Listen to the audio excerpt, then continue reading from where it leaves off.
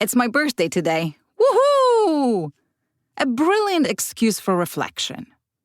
For a while now, I've wanted to write a retrospective on what I've learned since I got into surfing. It's been a while now, more than 15 years. Okay, 17 years. But you wouldn't know it from the way I surf. I'm a beginner in perpetuity. Welcome to the Wipeout Weekly, the daily podcast for beginners, wannabe surfers, and seasoned wipeout enthusiasts. No hype, no filler, just the highs, lows, and honest truth about learning to surf and finding your place in surf culture. I'm your host, Suze Wilson. Let's go out. Surfing came into my life at a time when I already had another all-consuming riding passion. Horses. I rode English. I rode Western. I jumped. I rounded up cattle.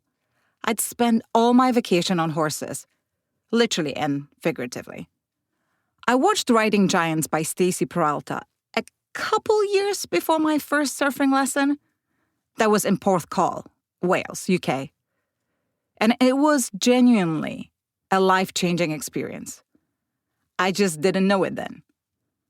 I was fascinated by ancient Hawaii, mesmerized by mavericks, and obviously in love with Laird Hamilton. No issue there, so was my husband. We started spending our weekends surfing with a group of surfing beginners from London, driving to Wales, Devon, and Cornwall. Every weekend was about surfing, rain or shine, summer or winter. Carrying our surfboards 6 flights of narrow stairs into our tiny London apartment with pride. Surfing made me feel like being part of some secret society, as I was being led onto the biggest secret of them all. Soon, our vacation time was split between chasing cattle on the ranch and chasing waves. The choice was made. I am a surfer now. What is a surfer? Does taking a single 1-hour lesson on vacay and popping up in the whitewater make you one? Is there a time required for length, service, or frequency? Even in the last 17 years, the definition has changed. We went from being a surfer to being a person who surfs. I used to think it mattered how invested you were in surfing. I no longer think that. I used to be such a surfing purist. All I care about now is that anyone who gets in the water knows surf etiquette and how hang onto their board, whatever the conditions. Would I wish that everyone knew who Juke Kanahamoku was? That shortboarding came out of girl boards and that you should care what the pocket is and bloody stay in it? Of course I do. And that's why I appended my life. Remember that life-changing experience I mentioned? Well, it had a delay switch. And started the Wipeout Weekly. It will make us all better surfers, whether we want it or not. I've lived in Del Rey, a tiny neighborhood in Los Angeles proper, just behind Marina Del Rey and next door to Culver City in Venice, for 9 years. I can cycle to the surf in 13 minutes. But there was a year when I barely went out surfing. Maybe I got busy. Maybe I was pissed off with my lack of progress. Maybe I got disillusioned. Honestly, I don't remember. I didn't miss it. I didn't feel like I was missing out. We didn't break up. But we were definitely on a break. I was still running Girls Who Can't Surf Good, established 2017 on Facebook, so I was exposed to surf content daily. I just didn't surf. If I could talk to my then self, I would have told her to suck it up, fuzzball. That break didn't do me any favors. Perhaps there are people out there who benefit from taking a surfing sabbatical. But surfing is not like riding horses. It's a muscle you need to keep exercising, or you lose it. Surfing should never be about all or nothing. But it can be nothing, or you will pay a steep price. Consistency pays dividends. I wasn't scared when I started surfing, and I literally had to learn to swim so I could take my first surfing lesson. But the less I surfed, the more freaked out I got. Slowly, 2 to 3 feet waves became unachievable. I stopped getting out back. I returned to the whitewater. I've convinced myself that catching waves from a standing position is beneficial because I can see the smallest ripples that other surfers miss. It didn't even feel like going backwards. It was so much worse. There was no injury, no horrific wipeout that led to this moment. I did this all to myself by surfing less and less. And this is the girl who happily charged 3+ feet waves in Bolinas. The girl who didn't care about catching, breaking waves with a ripped-off toenail in Santa Cruz. The girl who went out and went out and went out surfing with her friends. The lucky girl who met a group of experienced surfers who gave her that wee push. It cannot be overstated how beneficial it is to have people around you who know what they're doing and who know what you're capable of. You don't need a surf buddy every time you go out surfing or a coach to hold your hand in a busy lineup. But it helps when you're learning that someone gives you a big kick up your backside so you don't get stuck. In absence of that someone, and as impossible this may seem physically and otherwise, you have to kick your own ass. I use buying surfing gear as a crutch. Oh, look at that cute new wetsuit. If I get it, I will definitely go out and surf more. Maybe I need a new board. That will speed up my progress massively. You know what? If I could put GoPro on my surfboard, I could see where I'm going wrong. It's a trap. Don't fall into it.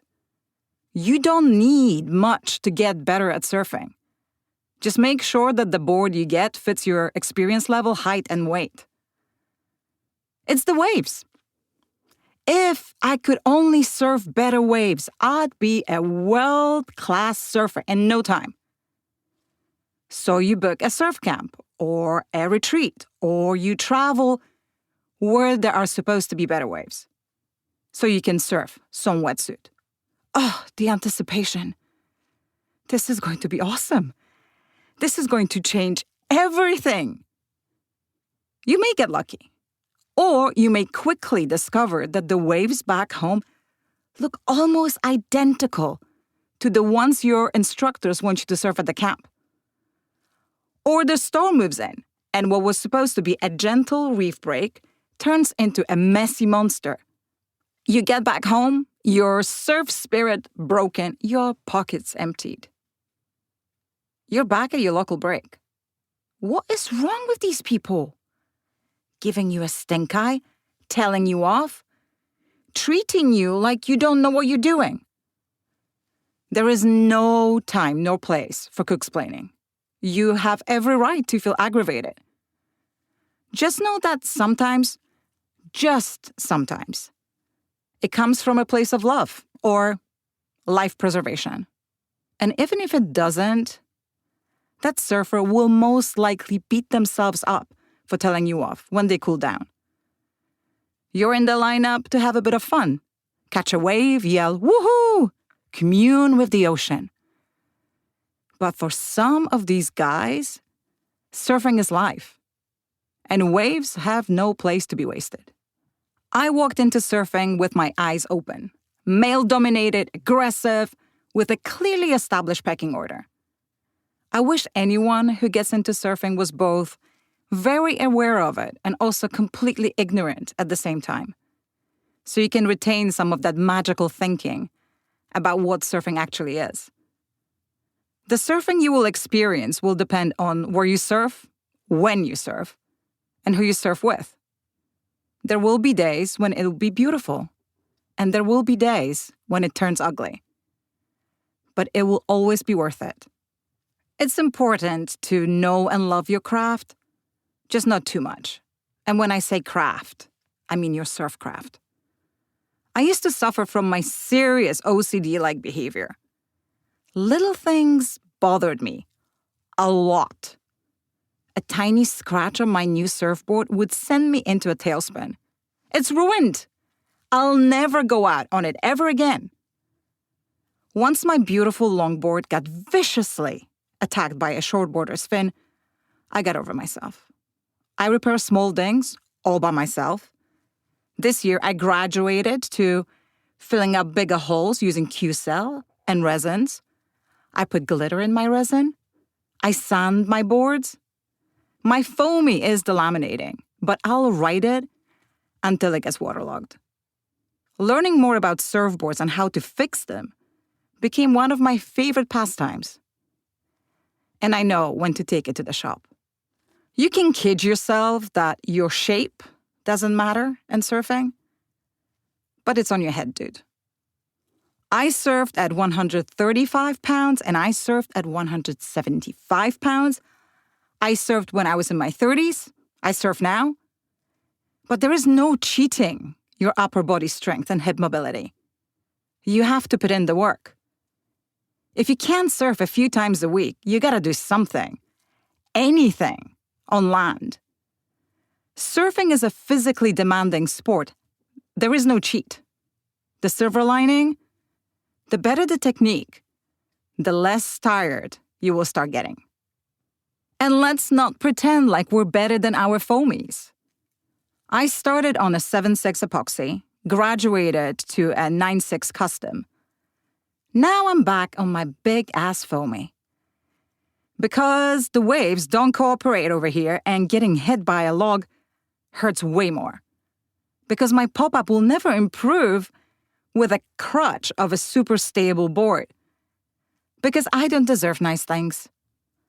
I see so many beginners losing their shit about what their progression board should be, how quickly they can downsize. Should they ditch a foamy because it makes them look like, well, beginners? If you have to ask, you'll never know. If you know, you'd need only ask. I love surfing, but I am no longer in love with it, and I think this is a safer place to be. I see surfing for what it is, warts and all. Writing about surfing, interviewing surfers, learning new things every single day made me a better surfer. And I feel it when I step into the liquid. Knowing how surfers think, what they're scared of, what they cherish most, wow, it's been a dream for the past 3.5 months. And I hope this is something I can carry on for the rest of my life. And that's all for today. Check out the Wipe Weekly for our free newsletter, more stories and ways to connect with us. Thanks for listening. See you tomorrow for more of the Wipe Weekly.